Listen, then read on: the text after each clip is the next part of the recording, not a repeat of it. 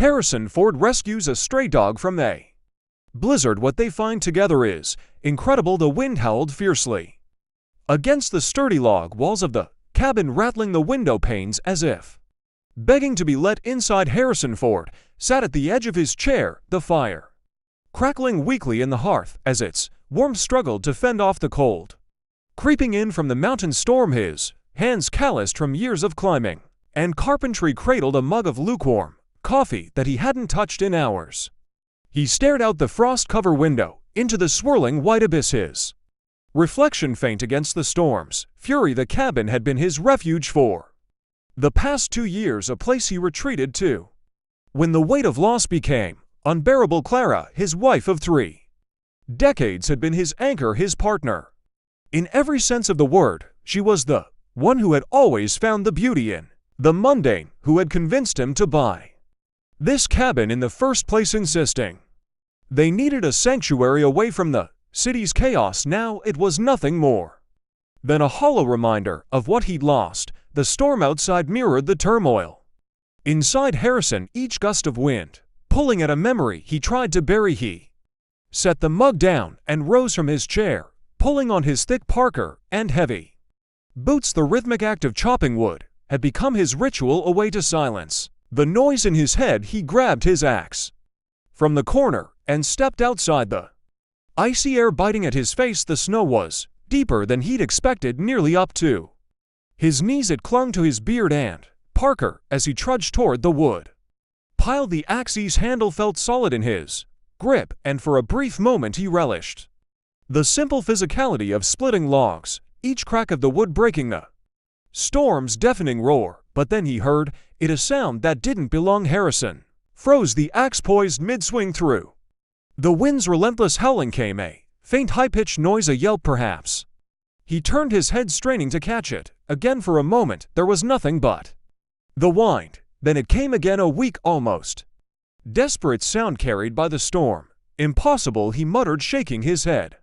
The storm was too fierce for anything to be out there. Still, something in the pit of his stomach urged him to investigate. He dropped the axe into the snow and grabbed a flashlight from the porch. The beam of light was nearly useless against the thick curtain of snow, but Harrison pressed on, following the faint sound deeper into the wilderness. Each step was a struggle. The snow grew deeper, the wind cutting through even his thickest layers. He stumbled over hidden roots and rocks, the cold seeping into his bones. The yelping grew louder, more insistent, guiding him like a beacon through the storm. Finally, he spotted a dark shape against the white expanse. At first it looked like a mound of snow, but as he drew closer, the shape resolved into the form of a dog, its fur matted with ice, its body trembling violently. "Hey there," Harrison called out, his voice rough from the cold. He knelt beside the animal, his hands brushing away the snow that had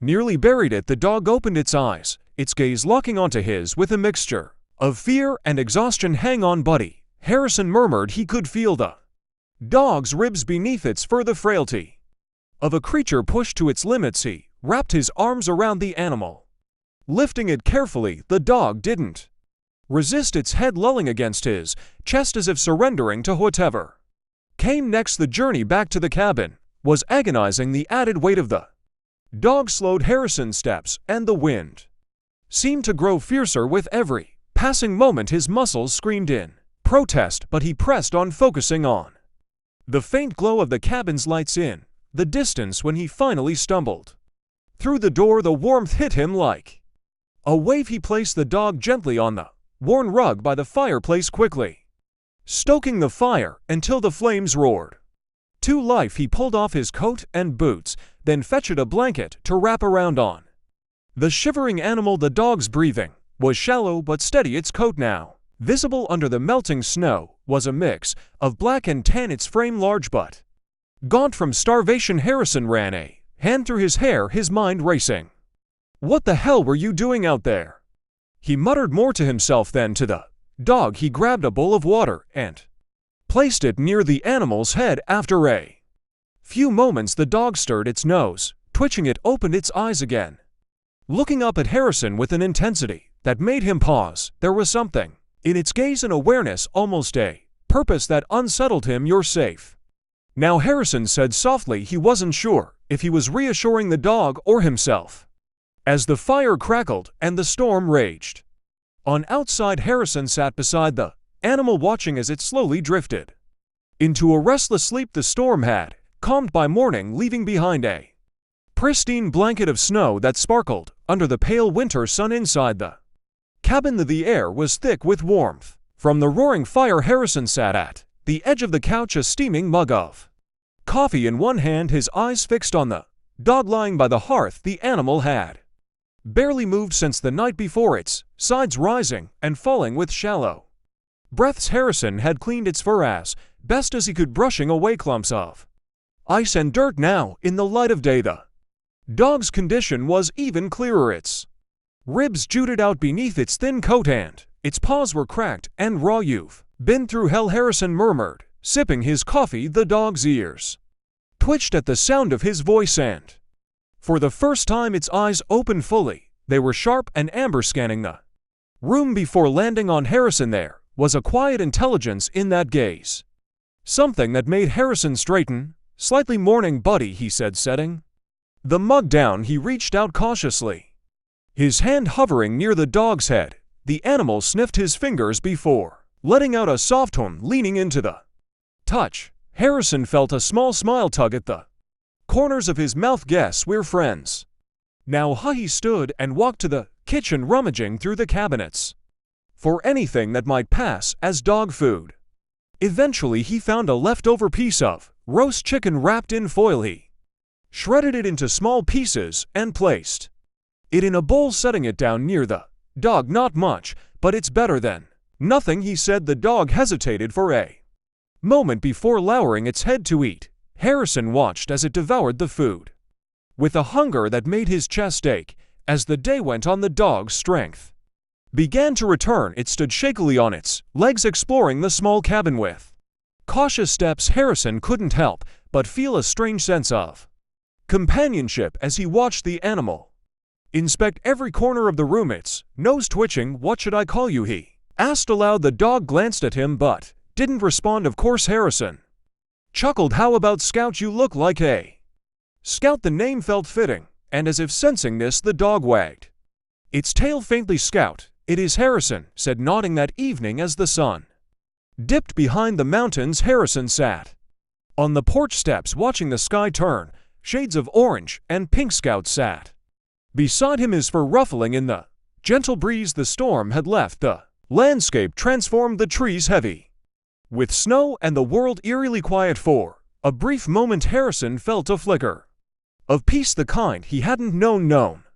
in years, but it didn't last long. Scout's ears perked up suddenly, his body tensing. He stood and let out a low growl, his gaze fixed on the distant tree line. "What is it?" Harrison asked, his voice dropping to a whisper. He scanned the horizon but saw nothing out of the ordinary. Scout barked once, sharp and urgent, before darting toward the edge of the porch. Harrison grabbed his coat and flashlight, following the dog into the yard. "Scout, hey, wait!" The dog stopped just before the tree line, his nose to the ground. As he sniffed intently, Harrison caught up, his boots crunching in the snow. "What's going on, boy?" Scout barked again, then looked back at Harrison as if urging him to follow. "You're kidding me," Harrison muttered, shaking his head. "You want me to go in there?" The dog didn't move, his gaze unwavering. Harrison sighed, rubbing the back of his neck. "Fine, but if we get lost, this is on you." He grabbed a sturdy walking stick from the porch and stepped into the forest, Scout leading the way. The woods were eerily quiet, the snow muffling every sound except the crunch of their footsteps. Scout moved with purpose, his nose to the ground, occasionally stopping to sniff at the base of a tree or paw at the snow. Harrison followed reluctantly, his flashlight cutting through the growing darkness. "You better know where you're going," he muttered after about 20 minutes. Scout stopped abruptly. He sniffed the air, then began pouring at a patch of snow near a fallen log. Harrison crouched beside him, brushing away the snow to reveal what the dog had found. It was faint, but there were tracks, human footprints, partially covered by the recent snowfall. Harrison frowned, his pulse quickening. Someone else was out Here Scout barked, his tail wagging. Slightly he stepped forward, following the tracks deeper into the woods. Harrison hesitated, glancing back toward the faint glow of his cabin in the distance. Damn it, he muttered, tightening his grip on the flashlight. He followed the dog. The tracks led them to a small clearing where the snow was disturbed as if someone had been digging. Scout stopped at the edge of the clearing, his body rigid. He let out a low growl, his ears flattening. Harrison stepped forward cautiously, his breath visible in the cold air. He shone the flashlight over the disturbed snow, his heart racing. There was something buried there, something that glinted faintly under the beam of light. He knelt and began brushing the snow away with his hand, his fingers numb from the cold. After a few moments, he uncovered a metal object, a small rusted box, its hinges frozen shut. What the hell is this, Harrison murmured. Scout barked again, his voice echoing through the quiet woods. Harrison glanced at the dog, his unease growing.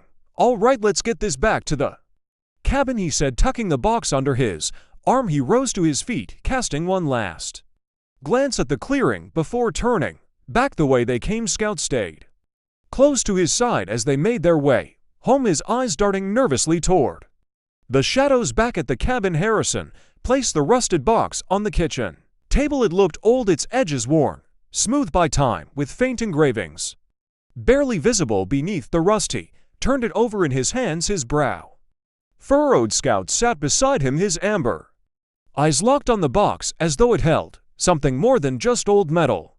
What's in here? Harrison muttered, retrieving a screwdriver from a drawer.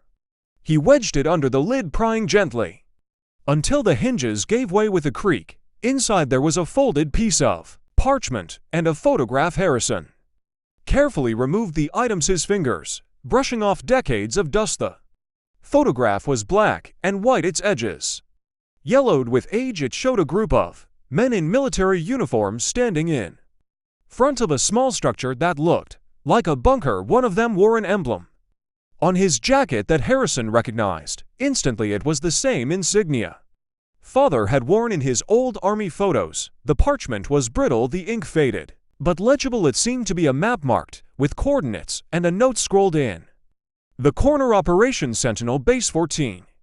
Harrison's heart pounded. His father had never spoken much about his time in the service, only vague stories about missions in remote places. Could this be connected to him? He set the items down, his mind racing. What have you led me to, Scout? He asked, glancing at the dog. Scout let out a soft bark as if urging him forward. The next morning, Harrison stood at the edge of the forest with a backpack slung over his shoulder. Inside were essentials: food, water, a flashlight, and the map from the box. He had traced the coordinates to a location deeper into the mountains, far beyond where he'd ventured before. Scout trotted beside him, his energy renewed after a night's rest.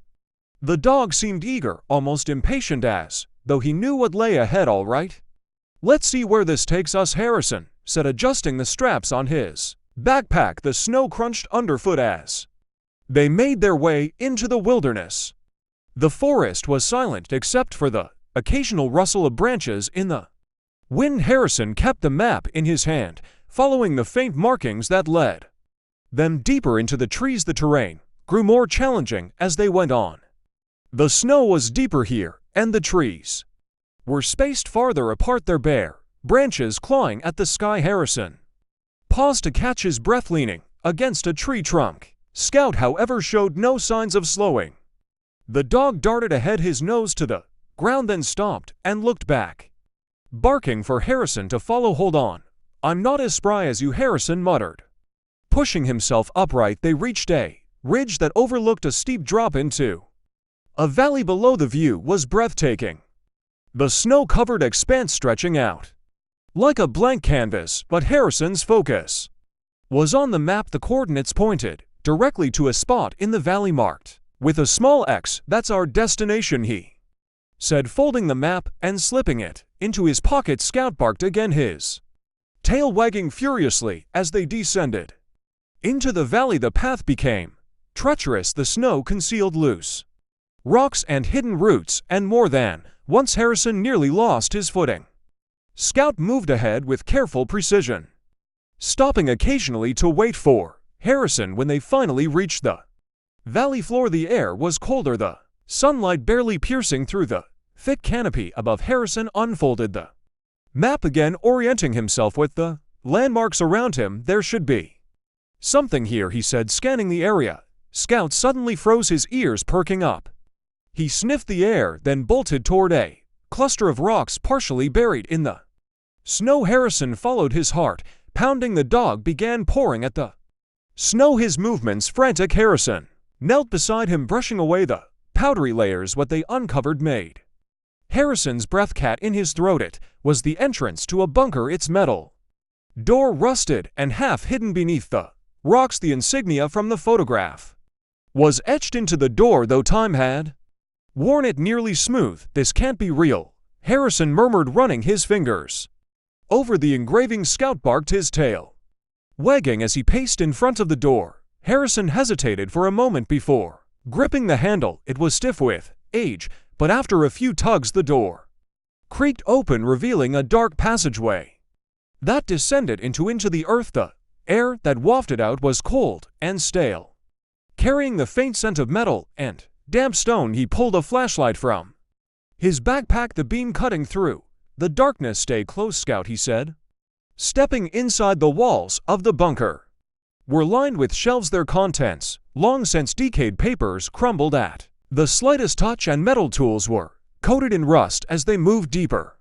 Harrison's flashlight illuminated a desk. At the far end of the room, on the desk, was a leather-bound journal, its cover cracked with age. Harrison picked it up, carefully opening it to the first page. The handwriting was unmistakable. It was his father's. His hands trembled as he read the opening lines. Operation Sentinel Day 1. We've been tasked with securing this site, but something doesn't feel right. The others are starting to notice it. To Harrison flipped through the pages, each entry more troubling than the last. His father had documented strange occurrences at the site: equipment malfunctioning, unexplained noises in the night, and a growing sense of unease among the team. This is insane, Harrison whispered. Scout let out a low growl, snapping Harrison out of his thoughts. The dog was staring down the hallway, his body tense. What is it, boy? Harrison asked, shining his flashlight toward the darkness. For a moment there was nothing, then a faint sound echoed through the bunker, a metallic clang, as though something had shifted in the shadows. Harrison's grip on the flashlight tightened. We're not alone here. The sound of the metallic clang echoed through the bunker, sending a chill down Harrison's spine. Scout stood at his side, his body rigid, ears perked, and a low growl rumbling from his throat.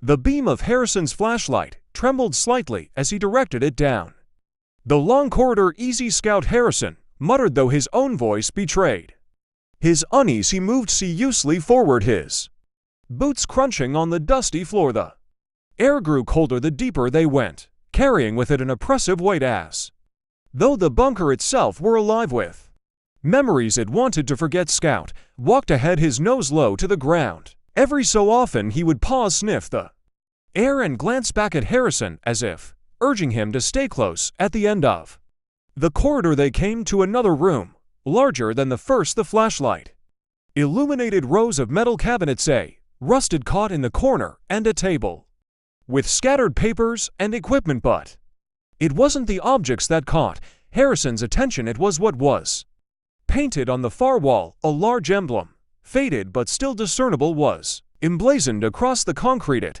matched the insignia from the photograph, and below it were the words Operation Sentinel, protect at all costs. What the hell were they protecting? Harrison murmured. Scout sniffed near the base of the wall, pouring at the ground as if searching for something. Harrison joined him, kneeling to inspect the area. The floor was uneven, and as he ran his hand over it, he felt a faint seam in the concrete. There's something under here, he said, his pulse quickening. He grabbed a rusted crowbar from the table and wedged it into the seam. With a grunt of effort, he pried up a heavy slab, revealing a hidden compartment beneath. Inside was a metal case, its surface marked with scratches and dents. Harrison carefully lifted the case out and set it on the table. The latches were stiff, but they gave way with enough force inside. He found a stack of documents, a small key, and a reel of old film. He picked up one of the documents, his eyes scanning the text. The words sent a shiver through him. Experimental energy source, highly volatile, handle with extreme caution. What were you into, Dad? Harrison muttered, his brow furrowing. Scout barked suddenly, his head snapping toward the corridor they had come from. The sound reverberated through the bunker, and for a moment Harrison thought he heard footsteps, slow, deliberate, and getting closer. He grabbed the metal case and tucked it under his arm. "We leaving?" he said to Scout, his voice firm. They retraced their steps, the tension thickening with every passing second. The faint sound of footsteps persisted, though Harrison couldn't tell if it was his imagination or something real. As they reached the entrance, a sudden gust of wind rushed past them, slamming the bunker door shut behind them with a deafening clang. Scout barked in alarm, but Harrison didn't stop to investigate. He pushed forward, the cold mountain air a welcome contrast to the suffocating atmosphere inside. Back at the cabin, Harrison wasted no time. He set the metal case on the kitchen table and spread out its contents. Scout lay nearby, his eyes fixed on Harrison as if sensing the importance of what was happening. The documents were detailed, outlining an experiment conducted decades ago. Harrison's father and his team had been tasked with testing a new energy source, one that promised to revolutionize power generation, but something had gone wrong. The records were fragmented, with entire sections blacked out, but the tone of the reports was clear. The experiment had been dangerous, and the fallout had been catastrophic. The film reel intrigued Harrison the most. He retrieved an old projector from a closet, a relic from his days of documenting expeditions, and set it up on the living room wall. As the film began to play, the room was bathed in flickering light. The footage was grainy, but it showed a group of men, his father among them, working in the bunker. They were setting up equipment there, faces tense with concentration. Then the scene shifted. The men were panicked, running toward the camera as a bright light filled the frame. The film ended abruptly, leaving Harrison staring at a blank wall. "What happened down there?" he whispered. Scout whined softly, pressing his nose against Harrison's leg. The final item in the case was the small key. Harrison turned it over in his hand, wondering what it unlocked. His thoughts were interrupted by a sharp knock at the door. He froze, his heart pounding. No one ever came to the cabin, especially not in the middle of winter. He glanced at Scout, who was already on his feet, his body tense and his ears pricked forward. Harrison approached the door cautiously, gripping the key tightly. He opened it. Crack, the cold air rushing in. A man stood on the porch, bundled in a heavy coat. His face was obscured by the shadow of his hood, but his voice was clear and authoritative. "Mr. Ford," the man said, "we need to talk about what you found." Harrison's grip on the door tightened, his knuckles white. Scout growled low, standing between Harrison and the stranger, as if sensing the tension. "Who are you?" Harrison asked, his voice steady, despite the unease creeping into his chest. The man stepped forward, pulling back his hood to reveal a weathered face, lines etched deep from years of hard living. His piercing blue eyes locked onto Harrison's. "My name's Carter. I used to work with your father," he said, "and if you've opened that case, you're in over your head." The mention of his father's name hit Harrison like a punch to the gut. He hesitated for a moment before stepping back to let the man inside.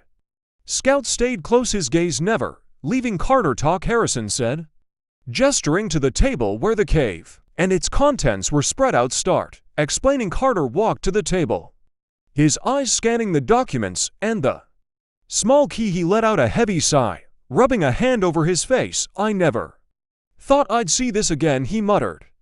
Harrison crossed his arms. "You worked with my dad on what operation? Sentinel?"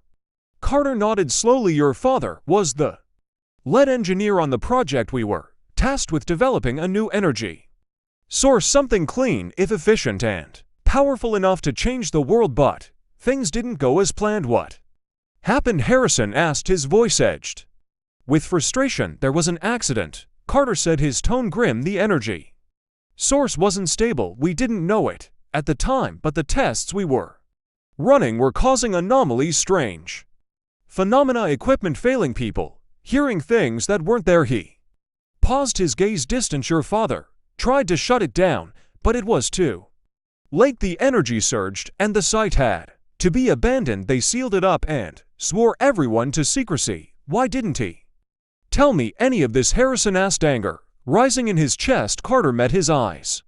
He was protecting you. He didn't want you to carry the weight of what happened.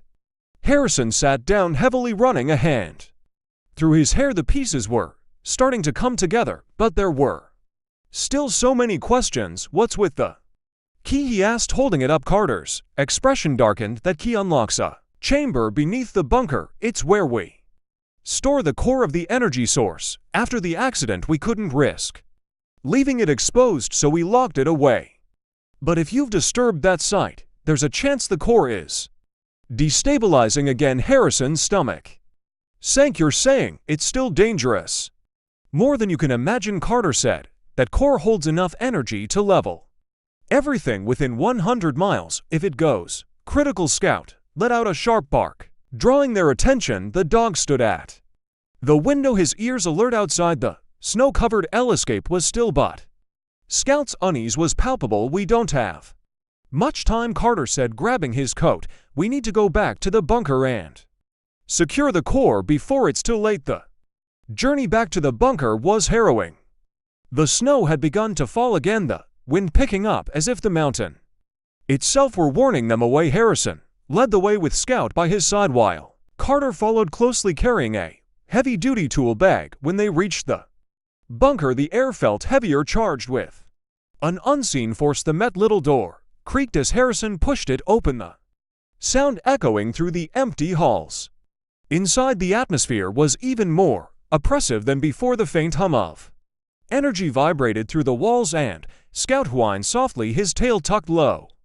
Where's the chamber? Harrison asked, his flashlight sweeping the corridor. Follow me, Carter said, his voice tense. He led them to the back of the bunker, where a reinforced steel door stood. The same insignia was etched into the metal along with the words, "Authorized personnel only." Harrison pulled out the key and slid it into the lock. It turned with a heavy click, and the door groaned open, revealing a staircase that descended into darkness.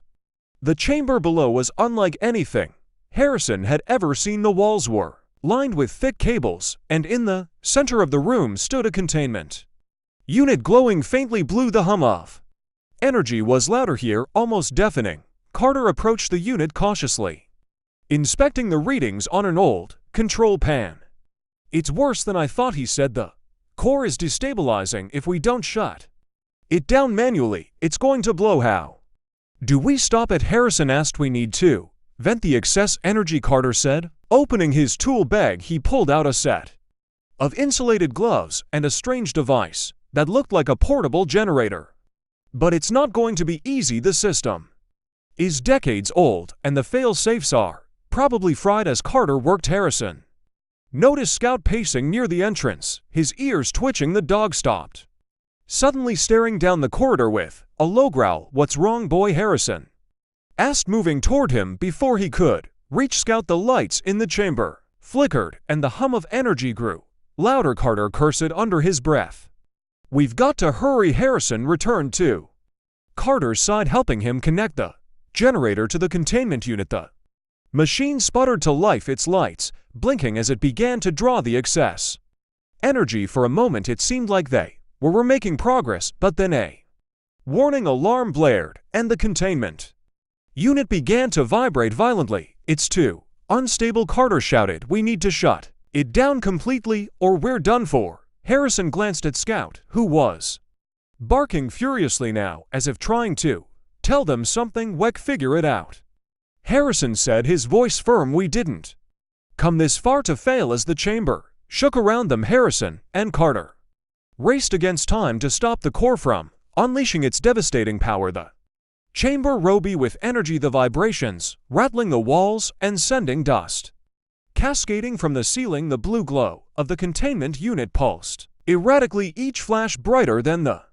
last. Harrison could feel the tension in the air, like standing too close to a lightning strike. Carter shouted over the noise, his hands flying across the Control panel, the system's too old, the energy levels are spiking if we don't shut it down in the next 5 minutes. This whole place is going up, Scout barked, frantically, his sharp cry echoing through the bunker. He darted to the doorway, then back to Harrison as if urging him to move faster. What do we do? Harrison demanded, gripping the edge of the control panel. Carter pointed to a small access hatch on the side of the containment unit. We have to manually release the core. If we can vent the energy into the mountainside, it might stabilize long enough for us to shut it down completely. And if it doesn't? Carter's face was grim. Then we're not walking out of here. Harrison didn't hesitate. He pulled on the insulated gloves he had brought and crouched by the hatch. The metal was searing hot to the touch, even through the thick fabric, but he forced the latch open, revealing a cylindrical core glowing and almost blinding white. The hum of energy became a deafening roar, vibrating through Harrison's entire body. Careful, Carter yelled. One wrong move and it'll detonate. Harrison gritted his teeth, his hands steady as he began to unscrew the bolts holding the core in place. The heat was overwhelming, beads of sweat streaming down his face despite the cold air of the bunker. Scout barked again, his tail low as he paced nervously. Harrison glanced at the dog and felt a strange surge of calm. It's okay, boy, he said, his voice steady. We've got this. As the final bolt came loose, the core began to hum louder, shaking violently in its housing. Harrison carefully lifted it out, its weight surprising him. Carter was beside him in an instant, attaching a device to the core that resembled a long C with a series of clamps. This will redirect the energy into the rock, Carter explained, his voice tight with focus. It should buy us enough time to stabilize the system should Harrison shot him a look, but didn't argue. Together they maneuvered the core into a metal cylinder Carter had brought, securing it tightly. Carter worked quickly, connecting the cables to the containment unit and the walls of the chamber. All right, Carter said, his fingers hovering over the controls. Once I flip this switch, the energy will vent into the mountain. If we're lucky, it'll hold. And if we're not? Harrison asked. Carter didn't answer the moment Carter hit the switch. The chamber was bathed in blinding blue light. The sound was deafening, a high-pitched whine that seemed to pierce through Harrison's skull. He grabbed Scout, pulling the dog close as the energy surged through the cables and into the mountainside. The ground shook violently, and for a terrifying moment Harrison thought the entire bunker was going to collapse. But then, as quickly as it started, the light dimmed and the noise subsided. Carter slumped against the wall, breathing heavily. It worked, he said, his voice barely above a whisper. Harrison looked at the containment unit. The core was still glowing faintly, but the pulsing had slowed, the energy no longer threatening to explode. Scout licked Harrison's face, his tail wagging weakly. Harrison let out a shaky laugh, relief washing over him. Good job, buddy, he said, scratching behind the dog's ears as the three of them made their way out of the bunker. The early morning light was just beginning to break over the mountains. The storm had passed, leaving the landscape eerily quiet. Harrison turned to look back at the bunker, the insignia on the door glinting faintly in the dawn. What happens now? Harrison asked. Carter adjusted the straps on his bag. I'll report this to the agency I used to work for. They'll want to secure the site, make sure nothing like this happens again. And the core, we stabilized it, but it's still dangerous. They'll probably move it to a safer location. Harrison nodded, his gaze distant. My father, he tried to stop this, didn't he? Carter placed a hand on Harrison's shoulder. He did everything he could. He wasn't just trying to protect the world, he was trying to protect you. Back at the cabin, Harrison sat on the porch steps with Scout at his side. The dog rested his head on Harrison's knee, his eyes half closed as they watched the sunrise over the mountains. Harrison held the journal he'd found in the bunker, his fingers tracing the faded handwriting on the cover. He thought about his father, about the sacrifices he'd made and the secrets he'd carried. You'd be proud of him, Harrison said, quietly, his words meant for the wind. Scout let out a soft huff, as if agreeing. For the first time in years, Harrison felt a sense of peace. The mountain that had once been his place of solitude now felt like a bridge to something greater.